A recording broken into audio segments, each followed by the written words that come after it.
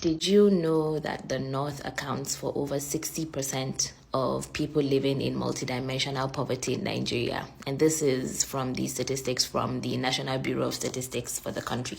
This means that most of the people who are struggling from low income, poor housing, lack of access to education, lack of access to good health care, come from the North and live in the North.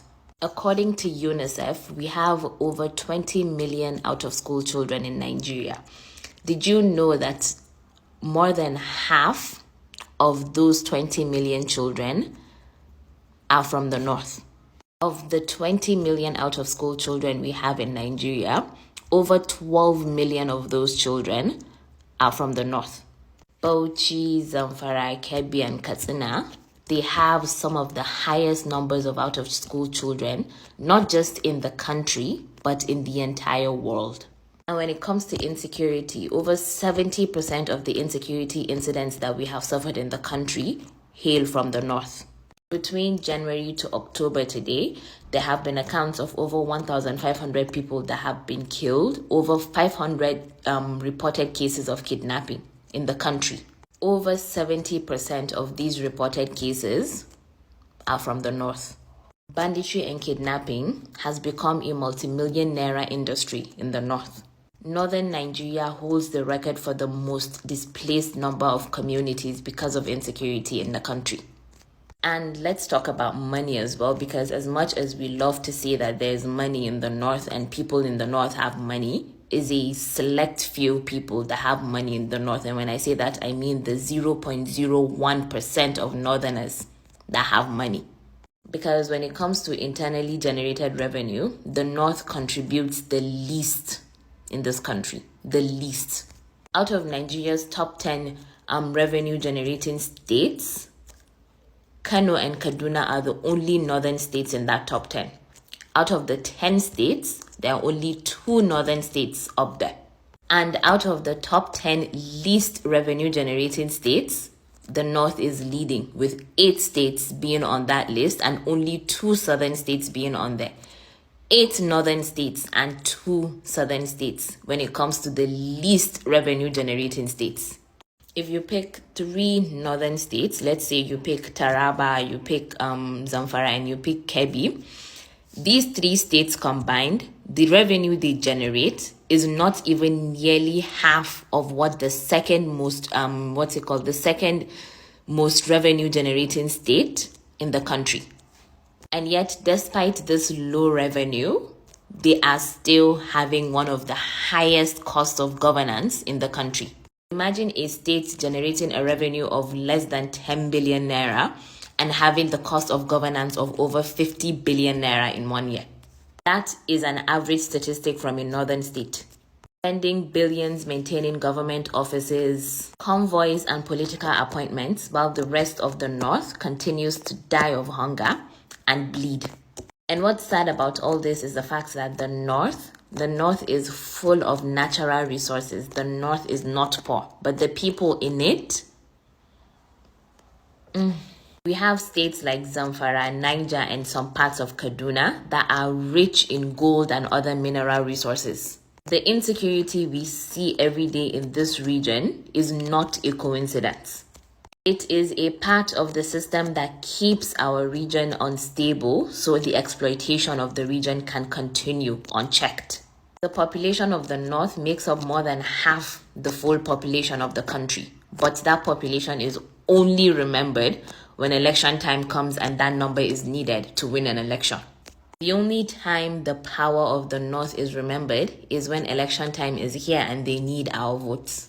Everyone is familiar with the saying, the North decides who rules Nigeria. Imagine the region who decides who rules Nigeria and yet still being the most neglected region of them all. We have the numbers, we have the votes, we have the power, but there's nothing to show for it. All we have is at every election, rather than using that power that we have to demand for real and sustainable change, we let ourselves be blinded by tribal and religious sentiments. And our politicians know this and they know how to use it. And that's why they come back to us every 4 years to give us back the same promises over and over and over again. Empty promises.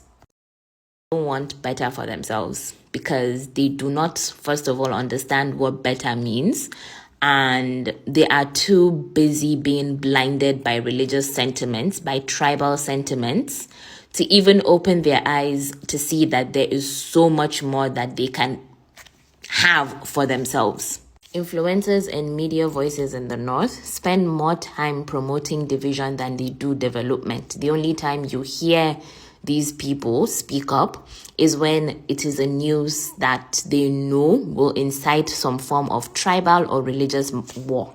They love to talk about ethnicity, they love to talk about tribe, they love to talk about religion, but they do not talk about education. They do not talk about the millions of children that are out of school. They do not talk about industry. They do not talk about the fact that there are millions of children that are currently homeless. They do not talk about these things because these are the things that will not get them engagement. They care more about the engagement and the traffic on their page than they do about the lives of children, about the lives of Northerners in general, about the betterment of Northerners in general.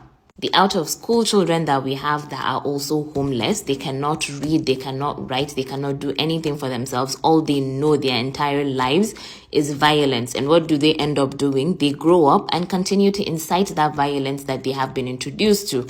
We do not talk about that. We don't, because it's not something that would bring engagement. It's not something that would bring engagement to the media voices, to the media houses or whatever, to the influencers and the media houses. I always love to see that the North needs to wake up, right? But the more you see the people that think in the North, the more you see how the thought process of people in the North is, the more you kind of lose hope for any change to happen in the North. Because, you know, it's so crazy to me and it's so incredibly sad to me. You can sit and talk about something that is plaguing the North and the same Northerners will be in your comment section insulting you that why are you saying this, why are you saying that, or they will bring whataboutism inside it. Instead of focusing on the issue itself and saying, yes, this is an issue that needs to be fixed, and speaking up and demanding for that thing to be changed for the good, they will focus on doing whataboutism. Take, for instance, we're talking about the child marriage thing right now. And I have so many people, I've been deleting so many comments. I have so many people that think I am a Southerner simply because I am speaking English. I am a Northern girl from Kastina State. But they think I am a Southerner because I'm speaking English. And they keep telling me, oh, what about the Southerners? All you people that have girlfriends, that are young, you people that are marrying. I was like, it does not matter. We still have the same issue, which is child marriage. And it's not something that you're going to say, but if these ones are doing it, so why are you talking about the ones that we are doing as well? It's such a flawed way of thinking. But then again, like I said, we have a lot of work to do in the North, and it's not helping that we are less likely to improve because of the people that we have in the region in general. Like, it's sad to admit, but it is what it is. Like, it's so sad.